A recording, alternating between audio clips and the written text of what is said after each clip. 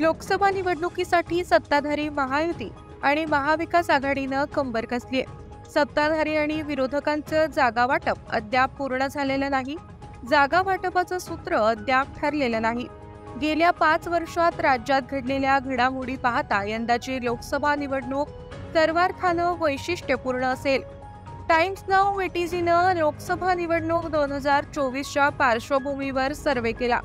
कोणत्या पक्षाला किती जागा मिळतील याचा अंदाज यातून वर्तवण्यात आला।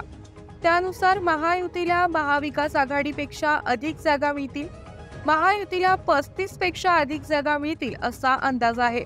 पण मुख्यमंत्री एकनाथ शिंदेंच्या शिवसेनेला सर्वाधिक नुकसान होईल असा कयास आहे।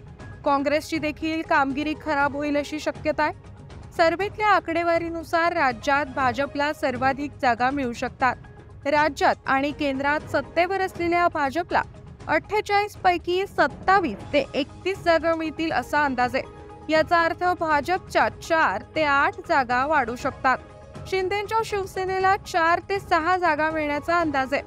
सध्या त्यांच्यासोबत 13 खासदार आहेत। अजित पवारांच्या राष्ट्रवादीला 1 ते 3 जागांवर यश मिळू शकतं। सध्या अजित पवारांच्या राष्ट्रवादीत लोकसभेचा एकमेव खासदार आहे।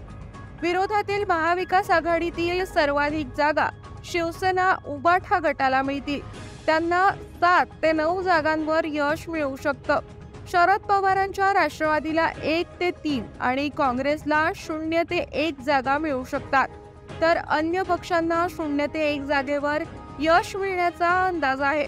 याचा अर्थ ठाकरेंच्या जागा वाढू शकतात। सध्या त्यांच्यासोबत केवळ 5 खासदार आहेत।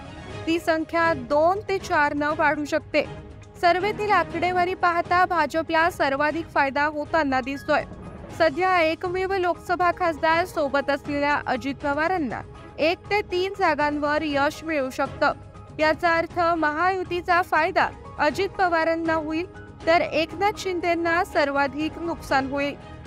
सध्या 13 खासदार सोबत असलेल्या शिंदेंचे केवळ 4 ते 6 उमेदवार विजयी होऊ शकतात। याचा अर्थ त्यांच्या खासदारांची संख्या 7 ते 9 न कमी होऊ शकते।